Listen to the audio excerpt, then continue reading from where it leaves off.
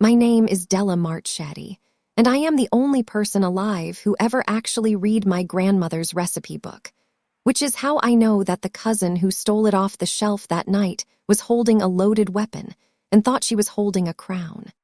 The lawyer had barely finished the line. The recipe book and all its contents to Della.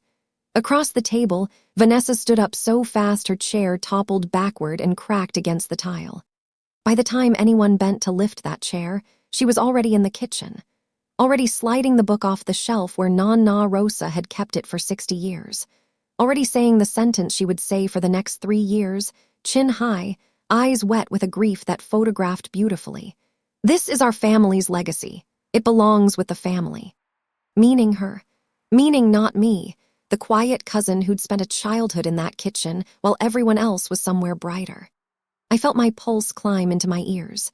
Under the table, I had a fistful of my own skirt, wrung tight enough to ache, and I made myself let it go finger by finger. I did not fight her for it. I want you to understand that. I let her carry it out the door. I let the whole family watch me let her, and I smiled, the small, forgettable smile they'd expected from me at every gathering for 30 years. Someone patted my shoulder on the way out. "You'll be all right, Della," an aunt murmured, the way you say it to a dog that's been left in the rain. And I nodded, because the one thing I couldn't afford yet was for anyone to see me as anything other than the cousin who lost. If you like quiet, satisfying revenge stories, the kind where the truth wins slowly, take a second to subscribe to Revenge Lab. Now let me tell you what really happened. I was the child nobody had plans for. My parents ran their own lives at a distance, so from the time I was 7, I was left with Nonna Rosa in the little yellow house on Farron Street. And Nonna did not know how to babysit. She only knew how to cook, so she taught me. Not from the book. That is the thing everyone got wrong, and it is the thing that will matter later, so hold on to it. Nonna never once opened that book to teach me. She cooked from her hands, from memory, from the smell of the room. The book sat on the shelf, closed, sacred, dusted, but never read. "When I'm gone," she told me once, wiping flour on her apron, "everyone will want the book. But you, Della, you already carry what's inside it. The book is only for the one who already knows how to read it." I was 11. I thought she meant reading Italian. I nodded like it made sense and went back to folding dough, and the smell of that afternoon, warm flour, scorched garlic, the sweetness of onions gone soft, still lives in the back of my throat. What I remember most is her hands over mine on the rolling pin, correcting my pressure without a word. She never explained the food. She transferred it, the way you'd hand someone a weight to carry. By the time I was 12, I could tell when the oil was ready by the sound alone. That was her real inheritance, and it was already inside me long before anyone thought to fight over a book. Vanessa came around at holidays. Beautiful, loud, adored. She'd sweep in, kiss Nonna's cheek, photograph the table, and leave before the dishes were dry. Nonna loved her the way you love good weather happily from a window. But Nonna trusted me. There is a difference between being loved and being trusted, and my whole family spent 30 years confusing the two. When Nonna Rosa died, the recipe book became a legend in about a week. Vanessa built an entire life on it. She launched a supper club, Rosa's Table, charging $140 a seat to eat Nonna's food in Nonna's name. She got a magazine spread. Then she got a book deal of her own, a glossy cookbook, handwritten heritage passed down through the women of my family. Her face on the cover, holding the actual book, open to a page. I bought that cookbook. I read every recipe twice. And here is my first clue, the one I handed the family for free and nobody caught. Every single dish in Vanessa's celebrated book was subtly, quietly wrong. The pastina had the wrong ratio. The braise was missing the anchovy that turned a stew into a braise. The famous 7 fish had 6. She had copied the words off the page and never understood that Nonna's real recipes lived in what the page didn't say, the crossings out, the corrections, the little notes in dialect crammed into the margins that told you the printed measurement was a lie. Vanessa was cooking the mistakes, because she could read the ink. She could never read the woman. I said nothing. I had already waited 11 years by then. I could wait longer. Here is my hidden advantage, and I never breathed it to a soul until it was over. The last winter of Nonna's life, her hands shook too badly to cook, so she talked and I wrote. Not recipes, I had those in my hands already. She told me about the book itself. Rosa came to this country in 1961 with almost nothing, and that book had crossed the ocean in her coat, because it was never only a recipe book. In the back, past the last recipe, in the pages everyone assumed were empty, my great-grandmother had kept the family's other bookkeeping. Names, dates, a deed, and the true history of a house. Not the yellow house. The big house, the one on Callon Hill, where Vanessa lived. The house that made her the family's crown. Nonna left that house to Vanessa in the will, loud and clear. What the will could not know, because only the book knew, was that the house had been bought in 1962 with money that was never a gift. It was a loan, from Rosa to her brother, Vanessa's grandfather, written in Nonna's own hand, with his signature, with terms and a single clause in the margin. Should the debt go unpaid, the property reverts to Rosa's direct line. It was never repaid, not a cent.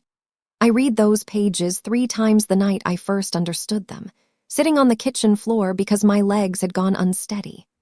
My great-grandmother's handwriting was tiny and slanted, the letters pressed hard enough to dent the paper, and every stroke of it had been sitting on that shelf for 60 years while people dusted around it and called it decoration. My throat went dry. The will gave Vanessa the house. The book, which the will gave to me, quietly gave the house back. She had grabbed the one object in that kitchen that proved her whole life stood on ground that was mine. She had stolen the map to her own foundation and hung it on her wall like a prize. I did not move for 2 years. This is the part people find hardest to believe. Because a note from 1962 in a dead woman's handwriting is not a weapon yet. It is a ghost story. To make it real takes time, and it takes the enemy's own confidence working for you instead of against you. So I let Vanessa grow. I let Rosa's table get famous. I let her mortgage the Callon Hill house, twice, to fund the expansion, borrowing against a foundation she did not own. Every loan she signed made my quiet piece of paper heavier and made her fall longer. Meanwhile, I did the boring, invisible work. I found the estate attorney who'd handled the 1962 sale, 91 now, sharp as a fillet knife, and he remembered Rosa's loan to her brother before I could even finish the question, because it had bothered his sense of order for 60 years. I found county records showing the sale price matched, to the exact dollar, the figure written in Nonna's book. Coincidence doesn't land on the dollar. Bookkeeping does. Then I had the book authenticated. The ink, the paper, the hand. By the same document examiner Vanessa herself had hired 2 years earlier to certify it for her cookbook. Her expert, on her dime. She had already built and paid for the proof that the book was genuine. She had notarized the knife before she ever knew she'd be cut with it. I invited Vanessa to dinner, just the 2 of us, and I cooked. I made the braise with the anchovy, the pastina at the true ratio, all 7 fish. She took 1 bite of the braise and stopped chewing, and something crossed her face I had waited 3 years to see. Recognition. Then grief. The taste of Nonna's actual kitchen, the one she had been faking for a living and had never once eaten. She set her fork down very carefully, the way you set something down when your hands aren't quite yours anymore. Her eyes had gone glassy and pink at the rims. For a second, she wasn't the woman on the cookbook cover. She was a girl who just tasted her grandmother's kitchen and realized she'd been starving at her own famous table for years. "How," she said finally, her voice cracking on the word, "did you get it right?" "I read the book," I said. She thought I meant her book. I let her think it. Then I slid a folder across the table. The 1962 loan in Nonna's hand. The signature, the reversion clause, the old attorney's sworn statement, the examiner's report, her examiner, the county records, and a letter from my lawyer explaining, gently, that the Callon Hill house had reverted to Rosa's direct line the moment the debt lapsed, decades before Vanessa was born, and that every mortgage she had signed against it, she had signed against property that was, in law, mine. I watched her read it the way I'd watched her cook. Fast, confident, wrong right up until the page stopped letting her be wrong. "You could have told me," she whispered. 3 years ago, you could have just told me. I know, I said. But 3 years ago, you'd have called it a lie and buried it. I needed you to build something too big to walk away from first. Here is where you expect me to take the house. I didn't take the house. I told her the truth. I never wanted it. What I wanted was for her to know, really know, in the body, that she had spent her entire life living inside my grandmother's generosity and calling it her own achievement. That was the whole revenge. Not the deed, the knowing. But knowing came with terms. Rosa's table would close under that name because Nonna's name was not a brand Vanessa got to keep after selling it wrong. The cookbook would be pulped and reissued, with my name on the recipes, and the corrections restored so that 30 years late, the family would finally eat the real food. And the house would be signed into a family trust. My mother, Vanessa, me, every cousin, equal the way Nonna would have arranged it if the law of 1962 had ever caught up to the love of it. Vanessa signed all of it. She had no cards left. She had handed me everyone herself one at a time for years and called it winning. At the launch of the corrected book, quietly, without being asked, she stood up in front of the family and said the sentence I had waited my whole life to hear from someone who wasn't Nonna. Della is the one who knew her. The rest of us only knew her cooking. The recipe book sits on my shelf again, in the little yellow house on Farron Street, where I cook most Sundays because someone should.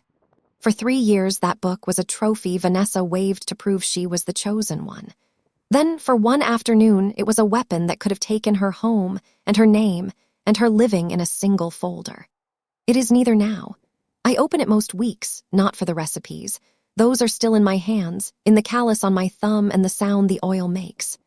I open it to the back, to the pages everyone swore were blank, and I run a finger over that hard-pressed handwriting, where a woman I never met wrote down who we truly were, so that one patient reader, generations on, could find us and set us straight. Vanessa comes for dinner sometimes now. She sits where the guests used to pay $140 to sit, and she eats slowly, and once she asked me to teach her the braise for real. I said yes. I put my hands over hers on the spoon, the way Nonna did, and I felt her go still, and I understood at last that the book had never been the inheritance.